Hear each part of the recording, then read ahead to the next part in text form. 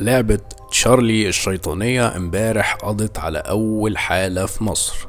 توفى الطفل مصطفى بسبب لعبة تشارلي امبارح. طفل عنده 12 سنة، والدته دخلت عليه اوضته لقيته مشنوق، كان مشغل فيديو طريقة لعبة تشارلي الشيطانية. توفاه الله، ربنا يا رب يعني يرحمه. هو طفل ما لا يحاسب على أي شيء، ولكن الموضوع ابتدى يزيد عن حده. احنا بقالنا كام يوم من حادثة مدرسة امبابة، ودي مدرسة في مصر للي ما يعرفش.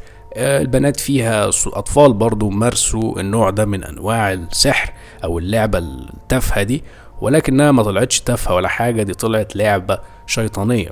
80% من الناس اللي لعبوا اللعبة دي بيقولوا إنها حقيقية، والاستحضار اللي بيحصل فيها للجن والعفاريت حقيقي. طيب خلينا نرجع لورا كده ونقول ايه اللعبة، وظهرت امتى واختفت، وظهرت تاني واختفت، واخيرا ظهرت تالت والمرة دي ما اختفتش وراجعة اسوأ من اول وتاني مرة ظهرت فيها.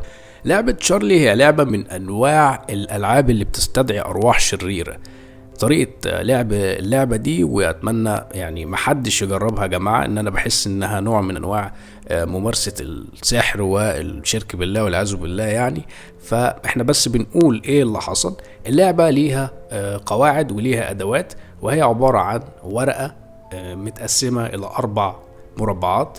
المربعين اللي قصاد بعض عليهم كلمة يس يعني نعم، ونو طبعا يعني لا، وما بينهم او على شكل زائد او على شكل ناس بيقولوا صليب بتحط قلمين، وبتسيب القلم اللي فوق طبعا حر ان هو يتحرك لوحده. وبتبدأ ان انت تكلم شخصية اسمها تشارلي، بتقول تشارلي تشارلي ار يو هير، يعني تشارلي تشارلي انت هنا. بتبدأ تنده عليه، والمفروض ان هو بيرد عليك عن طريق انه بيحرك لك القلم وبيوديه ناحية يس. لو عايز يرد عليك ممكن ما يردش عليك ويسيب لك القلم زي ما هو في النص، او يروح لنو لو عايز يهزر معاك، او لو في كيان تاني موجود بيرد عليك. فدي طريقة التواصل. وبعد كده بتبدأ ان انت تسأله اسئلة ويرد عليك طبعا بيس او نو. ولكن اهم حاجة انك تنهي اللعبة صح، وتبدأ انك تطلب منه في النهاية انك تقول له نقدر نوقف اللعبة، ولازم يقول لك يس علشان تقوم تمشي، مش تتخض وتطلع تجري او انك تقفل الورقة او تمشي وخلاص، لان اغلب اللي عملوا كده بيقولوا شافوا ايام صعبة. طيب خلينا دلوقتي نشوف الموضوع ده ظهر ازاي.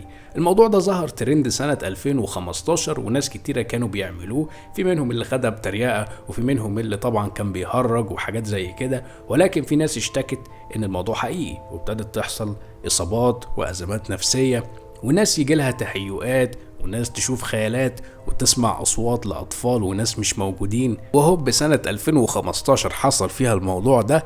في خلال سنة الموضوع اتنسى تماما، وما كانش بيحتاج أكتر من قلمين رصاص والورقة دي. بعدها اختفى الموضوع ده 3-4 سنين، وظهر تاني في 2019 شوية ترند كده، وكان برضو ظهر بشكل خفيف، وشوية مشاهير جربوه واختفى لمدة 2 سنين، ورجع دلوقتي في نهاية 2022 بشكل أسوأ من المرتين اللي فاتوا. لأن الموضوع دلوقتي ما عادش موضوع قلمين رصاص وورقة، بقى دلوقتي بقى فيه 3 حاجات. بيستخدم الدم، بيستخدم طلاسم سحرية يعني حقيقية، وفي منها طبعا المزيف، وتالت حاجة وهو تقديم القرابين أو التضحية بالنفس أو التضحية بالغير، وده اللي بيخليها أسوأ أو أشد خطورة طبعا. وواضح كده إنها المرة دي مش هتختفي.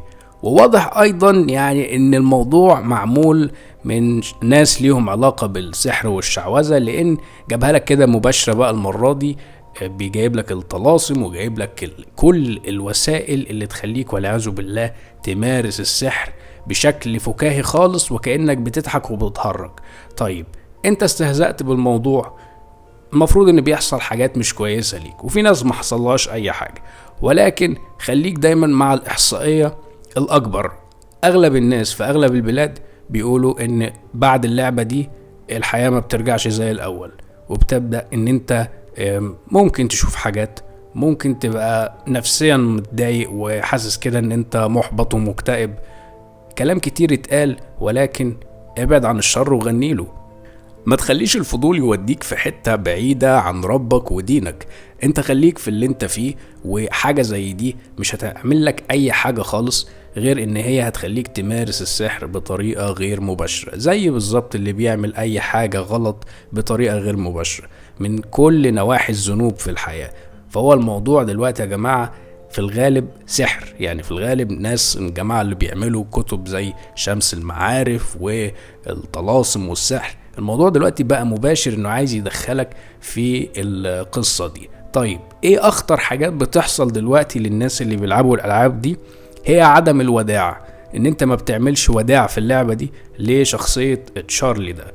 لازم وزي ما قلنا مش بتسلم، زي ما يكون بتستأذن انك تقفل اللعبة لو كان ده حقيقي. طيب خلينا نشوف هو مين شخصية تشارلي دي وظهرت فين. شخصية تشارلي دي او اللعبة نفسها طلعت من المكسيك، لان احنا عارفين ان المكسيك هي يعتبر دولة نقدر نقول رقم 1 في ممارسة السحر والشعوذة. الناس هناك يعني غالبا بيقولك كل بيت مكسيكي فيه على الاقل ساحر. هم يعني معروفين في يعني الجزء بتاع امريكا اللاتينية عامة، يعني المكسيك هي التوب في الموضوع ده والعياذ بالله. بيمارسوا كل انواع الطقوس، الفودو والسحر السفلي وحاجات كده غريبه قوي، والعياذ بالله يعني فيها شرك بالله وحاجات غلط. طيب موضوع تشارلي ده ظهر بشكل كبير جدا هناك. اللعبه دي طلعت من المكسيك، وكان ليها 3 روايات بيقولوها الجماعه المكسيكيين. وهي اول روايه انه كان شخصيه راجل كبير مكروه جدا، بيتعامل وحش جدا من الناس، يعني الناس بتتعامل معاه بطريقة سيئة، وفي الاخر توفى وبيرجع ينتقم منهم. واتقال نفس الرواية ولكن على مدرس كان والعياذ بالله يعني بيعمل حاجات غلط مع الأطفال، فبسبب الأطفال الأهالي قتلوه.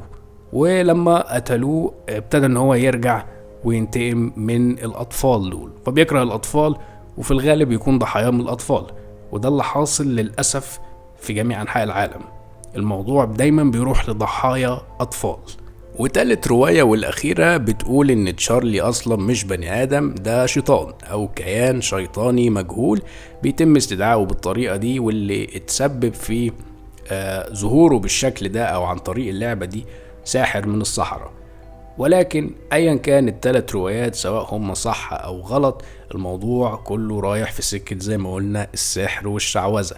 الموضوع مش تحدي، الموضوع مش هزار، الموضوع ابتدى فعلا يتسبب في اصابات نفسية وجسدية. واخيرا حادثة مصطفى امبارح اللي توفاه الله، ربنا يرحمه ويرحم موتانا جميعا.